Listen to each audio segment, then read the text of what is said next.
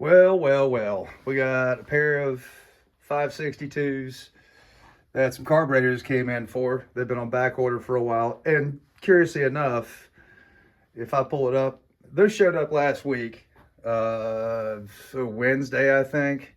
And today's Monday. This 562 needs carburetor because the low side is not working properly, falls on its face all the time. This one is Jimmy's, and Jimmy replaced the rear handle on his, and he's been incredibly patient with me about getting his saw back. This saw had he replaced the gas tank. There was an uh-oh somewhere where this part got crushed. I did find a leaky fuel line and thought that would cure it.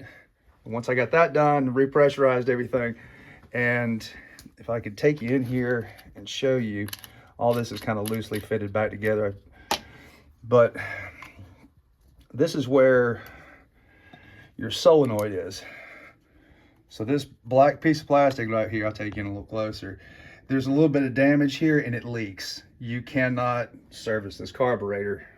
So it's, new carburetor time, and you can't just throw a carburetor on one of these auto-tune saws.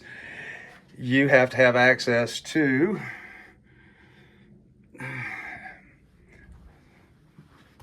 the diagnostic tool.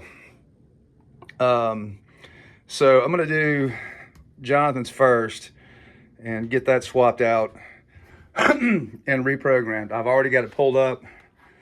I've serviced this. Here, hold on for a sec.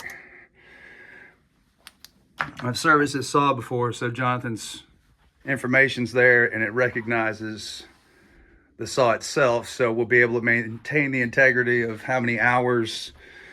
Here, let's take a look into this. Operating history, 200 hours,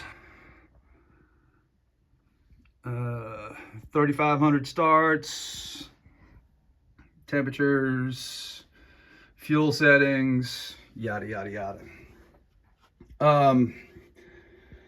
So let me get this swapped out. Curiously, I haven't looked. This is the first time I plugged it up because, all right, so it is throwing a code. I'm gonna look this up and see what that code is, because code 11, number of times 255, problem child. And the last time was one start ago. So that may have been my test run and just said, yes, it needs a carb, the low side's screwed. Anyway, we'll go from there. All right, so I pulled up code 11, engine may misfire or shut off. Faulty connection in the wiring, visual expect cables, yada, yada, yada. Make sure the gap's good and the ignition model's good. So I look in here, I don't see anything unusual. The wires that run to the carburetor so it can talk back and forth, run behind the flywheel. But that is not what I remember being an issue. And if I'm wrong, I'm wrong. But I rarely use this. Today I have to install a carburetor, which is a known on this, and my best guess, because for whatever it's worth, this saw is still 95% mechanical, okay?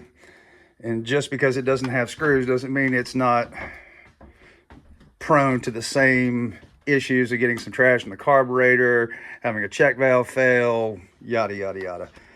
I'm gonna put this back on there. Let's fire it up and I can show you what the symptom was and why I just did a quick diagnosis. That's the carb, just because I've been there, done that. Okay, I haven't started this saw since I diagnosed it. So this is, we're just working on the fly real time. So I've already primed it.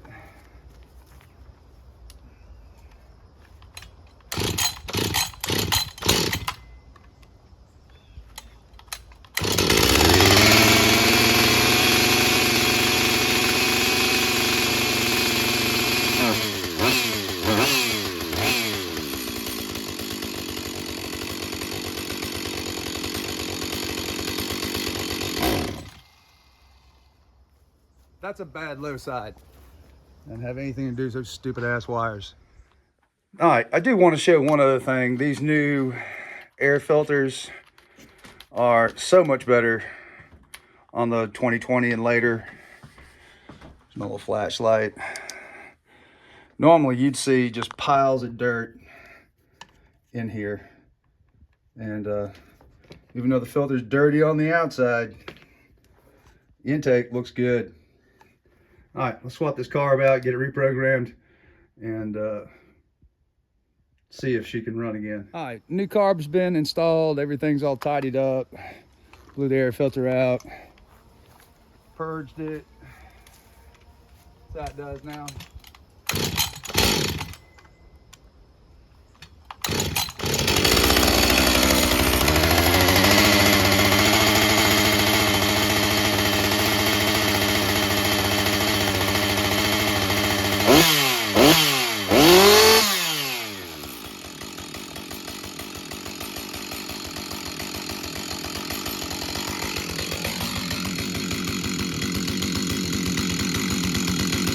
Now, this is set at like factory default settings, so it's going to be a little rich. You saw a little smoke coming out.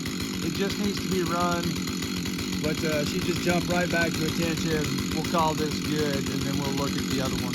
Okay, not going to bore you to death. I've got Jimmy's 562 carb install on this, and let's take a look at. It's so much easier to see now. When all this was tucked in, and if you look, you can just see that hairline crack right there. But with it out of the unit, the crack's much more significant. And my hand, or if I get some better light on this, you could actually see that this isn't making contact. That's why it wouldn't purge and pull fuel out of the tank. It was sucking too much air. And again, you know, that's not a serviceable part. You just got to buy a new carburetor. So anyway, the only problem, and maybe I'm just not smart enough, I'm just some old dumb redneck with a computer. You know, that's dangerous in itself. I can't get the information off of this rascal transferred to this, because, you know, when I unplug it, and as soon as I plug something else back in, so this is, I've got it hooked up to his old computer. So I just wanted to document this because Jimmy's a subscriber here on the channel. This thing's got 4 hours and 49 minutes of run time, 64 starts. You know, there's some of that. There's some of that. And there's where the fuel settings were, which are way out of whack. But if I plug this back in, it just shows me absolutely no operating history whatsoever.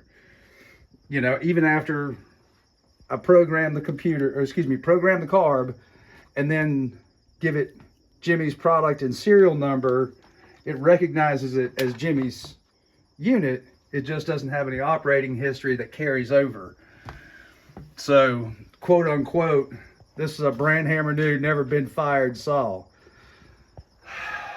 You know, again, maybe I'm not smart enough. It is frustrating, but let's take it outside, just make sure I didn't break anything. But, you know, right now, I got a nice full primer bulb. It's sucking fuel like it's supposed to. And I don't see any reason why this thing wouldn't run now. All right, and again, I just walked it straight outside, and we're gonna fire it up.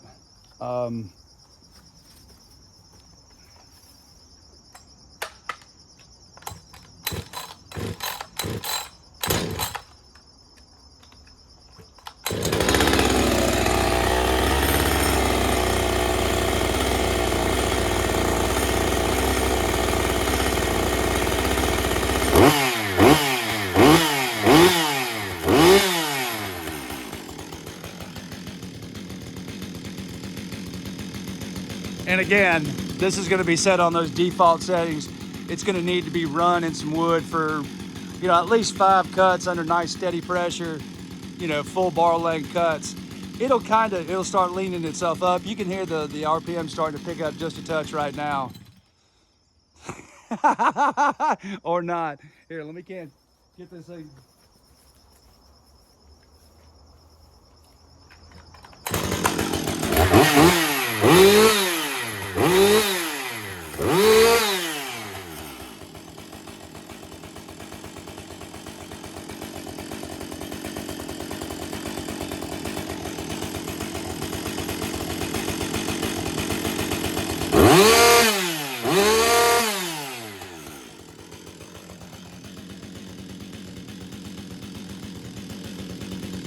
it's got to have a little heat in it. And without that heat, it won't pull the fuel away from it. So anyway, we're gonna call that a win. I appreciate you guys watching. Thanks for everything. I wanted to clarify why, you know, this wanted to fall down. I really didn't goose it enough to get a little bit of heat going in the cylinder. Your temperature sensor is built into the carburetor. So the way both auto-tune and Mtronic work is the saw wants to find as many RPMs as it can get without going over a certain heat limit. Okay, so that's leaning the saw out. Right now it's set factory default, super rich. You got to make maybe 5 cuts. And when you do this, you want to be nice, steady pressure. Don't dog in and crank and dog in and crank and dog in and crank. You just full bar cuts, nice, firm, steady pressure. The more you manipulate the saw, the harder it has to work to find a tune. If you're dogging in and coming off and dogging in and coming off, it's only got those short sessions where it's under a load. So if you have a nice sharp chain on it and put it into the wood and just let it eat all the way through, you'll hear the RPM come up. You can actually, from this default setting, you'll start to feel some heat on your front hand while you're holding, on your left hand while you're holding the saw. And it's ripping at that point in time. But then all of a sudden the temperature finally gets back to the carburetor box and it goes, whoa, whoa, whoa. And it can do this with 2 different things. It can do it with a small timing adjustment. It can retard the timing just a touch, or it can lean out the high side setting, just like you would with a screwdriver. So without it having some heat to go by anything, it was just so rich that it didn't want to go by. So when I warmed it up, and this will remember every time, you know, from the last time it was used, but there's just those base carburetor settings on there. So this really needs to be run and then shut off and then started back up. And it leaves off right where it left off. Anytime your saw gets a little quirky, you know, just find a big full stick of wood and just make nice, smooth, even, firm pressured cuts. Make it work for some RPM, but don't way overload it. The more consistent you are, the faster your saw will get dialed in. You know, these people that talk about, oh, it takes tanks and tanks and tanks of gas are full of shit. This saw in 3 full bar length cuts will be about 90-95% in tune. You'll also want to remember when you come out of the cut to let it idle, because that'll give it a second to, you know, 15 seconds, 20 seconds. While it's at full operating temperature, adjust your low side setting at idle. Follow me? So don't just shut it off after you're doing that. Let it do both processes.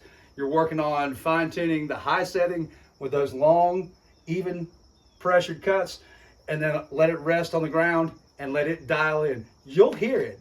It will start to make those adjustments. You can feel it on a default reset. It's very obvious. When you make this first cut, you are 4-stroking the whole way through. And then finally, by the end of the halfway, 3/4 of the way through the first cut, it's starting to clean up. It's coming where it's singing and it's not burbling, that 4-stroking sound. And then in the second cut, it really starts to pull that fuel away and you can feel that heat coming, and then it kind of settles back in. You know, they recommend 5 cuts. In my experience, if you, the operator, allow it to adjust as fast as it can, you know, it samples it like 10 times a second or something like that, but it's only going to make modest changes. So nice and steady wins the race. Anyway, y'all have a great day. Subscribe if you haven't. Thanks for sticking to the end. Bye.